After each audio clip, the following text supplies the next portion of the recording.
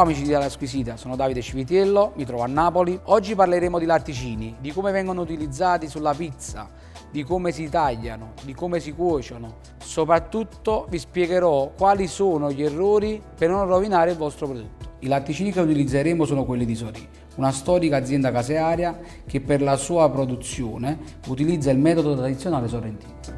Cominciamo dal fior di latte, l'ingrediente principe per una buona pizza napoletana come da tradizione. Il fior di latte è una mozzarella di latte vaccino, una delle più usate in tutte le pizzerie napoletane e non solo. Abbiamo due metodi di taglio. Il primo è un taglio julienne. Abbiamo bisogno di un taglio julienne non troppo doppio ma nemmeno troppo sottile per far sì che tutta l'acqua evapori in cottura.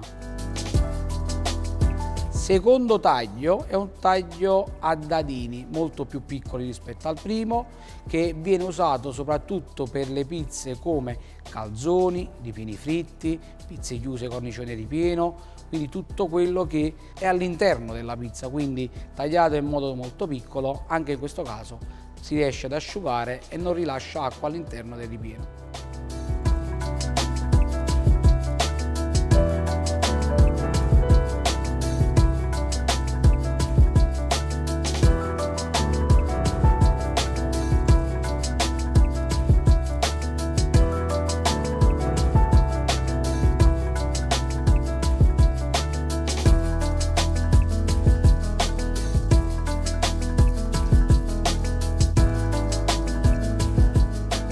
Se la mozzarella è tagliata come in questo caso, in un julienne molto grosso, molto doppio, è un problema perché nei 90 secondi di cottura tutta l'acqua non riesce ad evaporare e otterremo una pizza molto brodosa.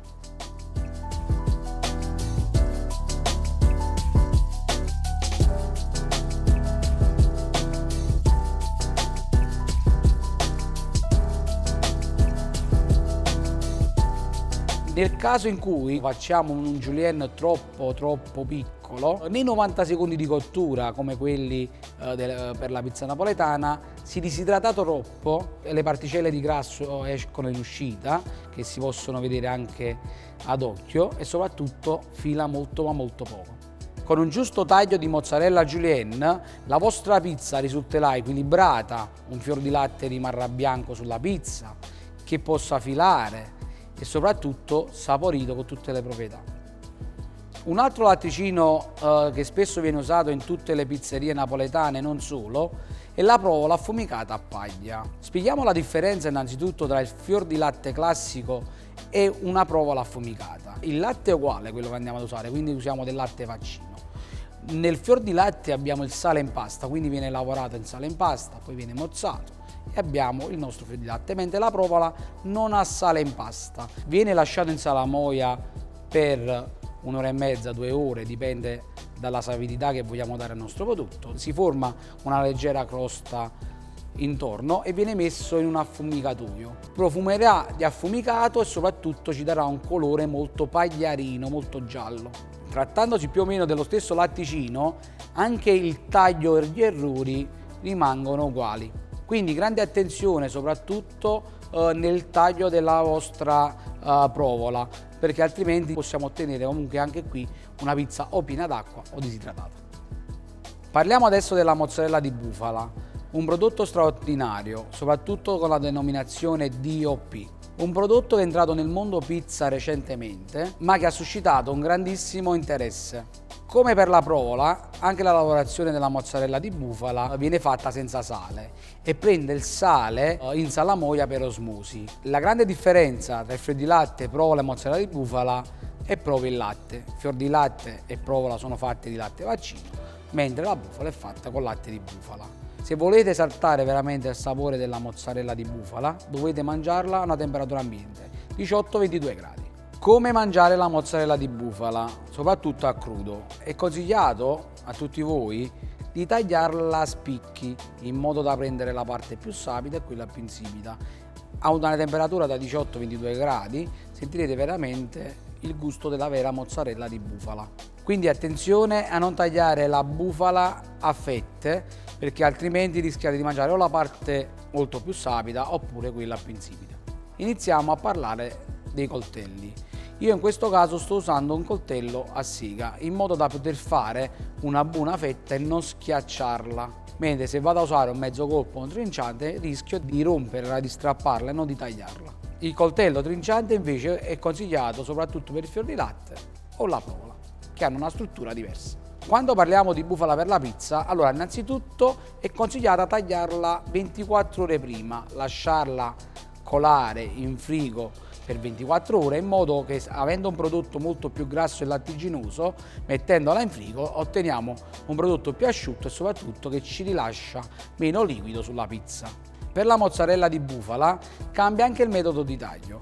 Ogni mozzarella da 250 grammi la dividiamo a metà e poi facciamo dalle 8 alle 10 fettine in modo da tenerle sempre tutte uguali, che non sono troppo doppie che rilasciano troppo acqua ma nemmeno troppo sottili. E su ogni pizza napoletana mettiamo mezza mozzarella di bufala.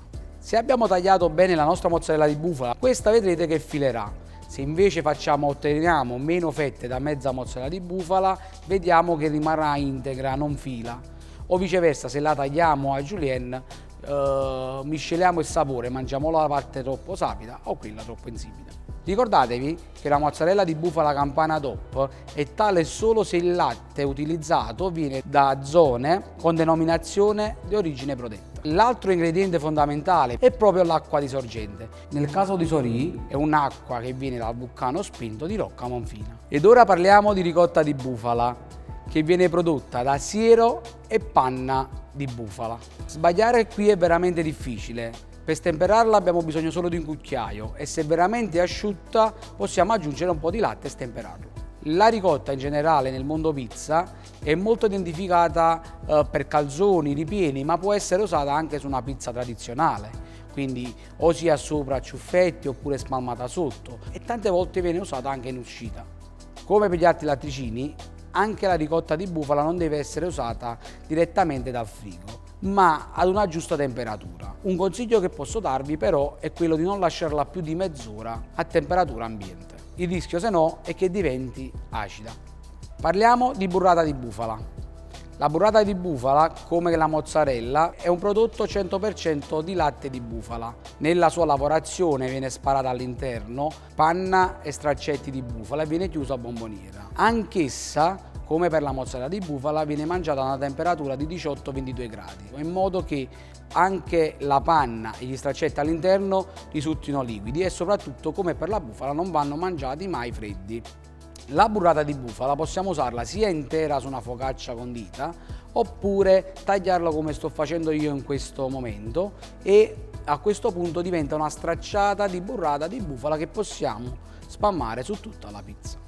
La burrata è consigliata, come sto facendo io in questo caso, di usarla a crudo, quindi in uscita dal forno sopra la pizza, ma si potrebbe usare anche in cottura.